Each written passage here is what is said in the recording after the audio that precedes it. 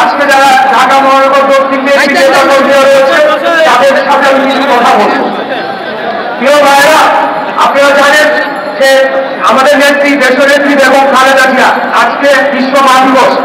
ওনাকে যেদিন এই অবৈধ স্বৈরাচারী খুনি শেখ হাসিনা সরকার তার বাসস্থান থেকে উচ্ছেদ করলো, সেদিন যদি বাংলাদেশের সাধারণ জনগণ লক্ষ লক্ষ জনগণ সেই মইনুল রোডের বাসার দিকে তারা ধাবিত হতো, তাহলে হয়তো আজকে আমাদেরকে গণতন্ত্রের জন্য লড়াই করতে হতো না।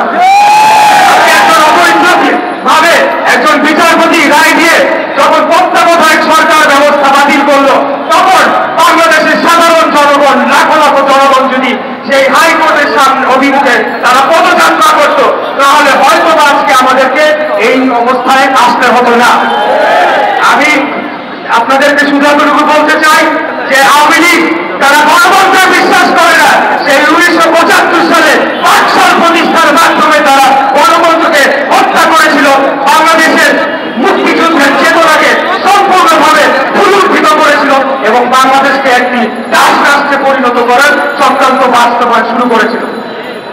আমি এই গত 4-5 মাস আগে আমাদের যে হরতাল অবরোধের কর্মসূচি, সেখানে আমার অনেক সহযোদ্ধারা আজকে আমাদের সাথে উপস্থিত আছেন, যাদেরকে সাথে নিয়ে আমি একটা দলের দায়িত্বে আছি ঢাকা মহানগর দক্ষিণ বিএনপির। তাদেরকে নিয়ে কোনোভাবে গ্রেফতারে নিয়ে মিছিল, মিটিং, আন্দোলন, সংগ্রাম যতটুকু করার আমরা করেছি।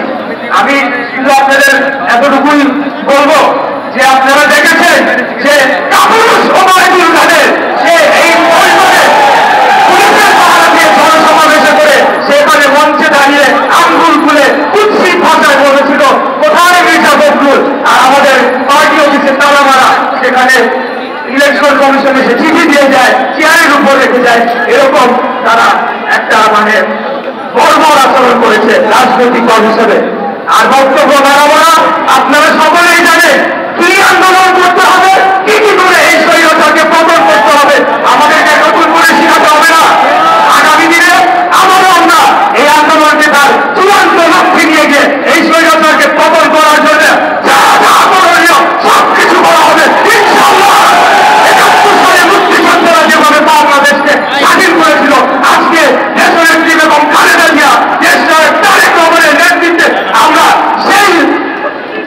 সেই আদর্শে উদ্বুদ্ধ হয়ে আবার বাংলাদেশকে স্বাধীন করবো ইনশাআল্লাহ।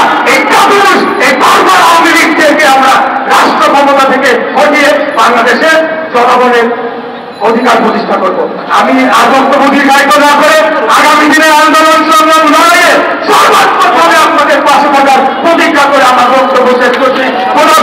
বাংলাদেশ জিন্দাবাদ, বাংলাদেশ জাতীয়তাবাদী দল জিন্দাবাদ, শহীদ রাষ্ট্রপতি জিয়া রহমান হোক, দেশনেত্রী বেগম খালেদা জিয়ার মুক্তি চাই, আমাদের নেতা দেশ তারেক রহমান জিন্দাবাদ, জিন্দাবাদ, জিন্দাবাদ। আসসালামু আলাইকুম।